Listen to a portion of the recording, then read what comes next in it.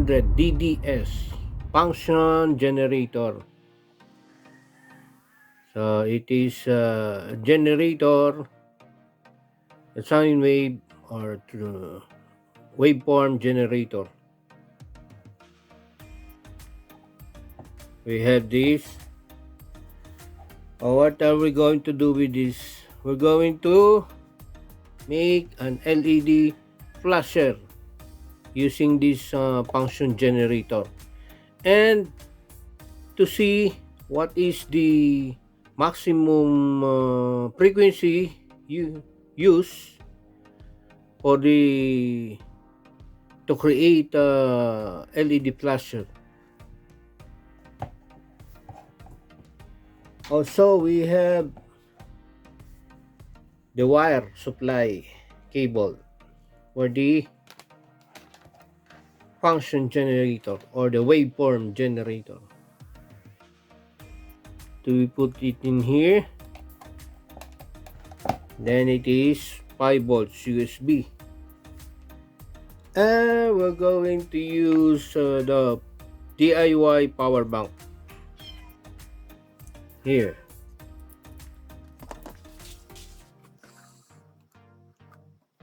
This is what we're going also use. We're going to use this LED. It is a LED module, homemade, and the LED is connected in series with the 150 ohms resistor, and with the jumper wires. We're going to blink this LED. So we will make the LED flasher using this LED. And for the LED flasher, we need a cable.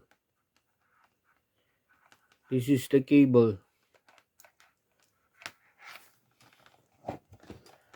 We're going to connect it to the output out of this function generator.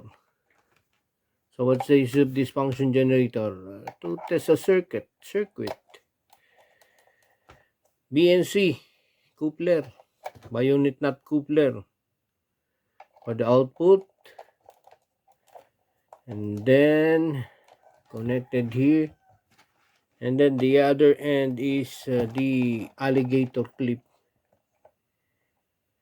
for the output. Okay, let us now connect positive to the positive, and then negative of the output to the negative.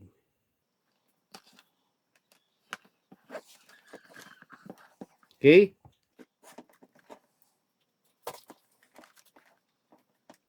powering on the module, this kit. We have now the wave in frequency. We're using square wave.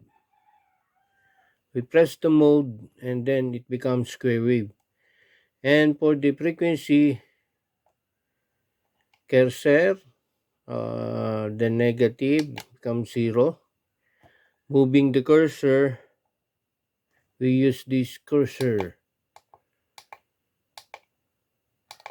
And then let us again switching on the power bank.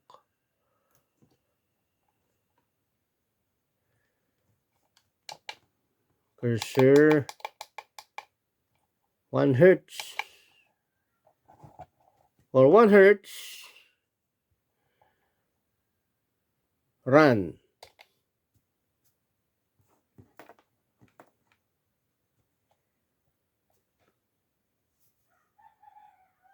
That is 1 hertz. Okay? LED blinks at 1 hertz. How about what is the minimum frequency you're going to use to to create an LED flasher. How about 10? 10 cursor 10 hertz. Run. So at 10 hertz, we have this past LED flasher. We can increase the brightness using this amplitude filter, or just this one, the amplitude. And then how about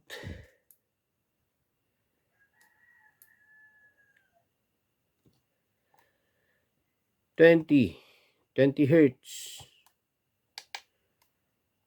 20 hertz cursor, 20, run.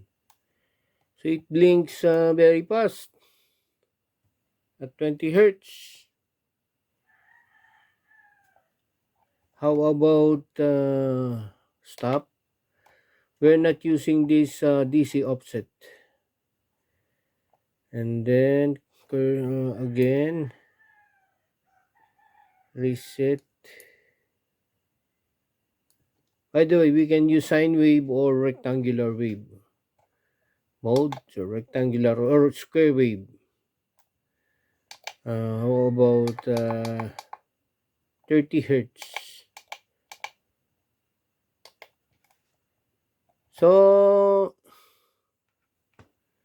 it is not blinking. If we're looking at the camera, it is no longer blinking.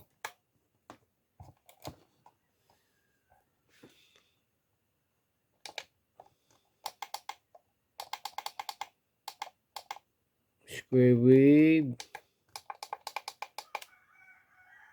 We can only use for 30. We cannot see the blinking while we're using the camera at 30 hertz. But in using the naked eye, it's still blinking very fast at 30 hertz. How about 40 hertz? We can use sine wave or rectangular wave here. We're going to square wave, not rectangular, square wave. Cursor 40 hertz. So it is not blinking anymore. It's no longer blinking. It blinks very fast, but a little blinky. 40, still a little blink. You can see a little. How about again?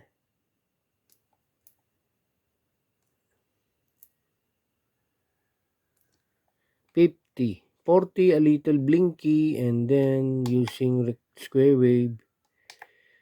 Again, cursor, not this one. Right, square wave. Cursor, 50 hertz. So at 50 hertz, we could no longer see the flasher. So at 50 hertz, it is no longer a blinking LED or a LED flasher. So that is the frequency.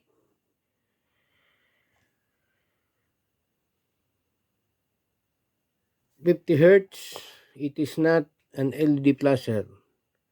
It should be 1 hertz up to, I think, 20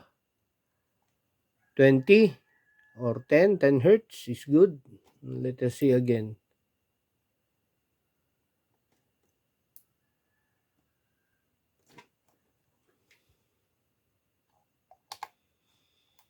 If we're going to use just 1 hertz, it run. Okay. See? So 1 hertz up to 10 hertz or less than. We can get a good LED flasher at 1 hertz. At 50 hertz, it is no longer an LED flasher. So that is our LED flasher using the function generator FG100 DDS waveform square or sine wave.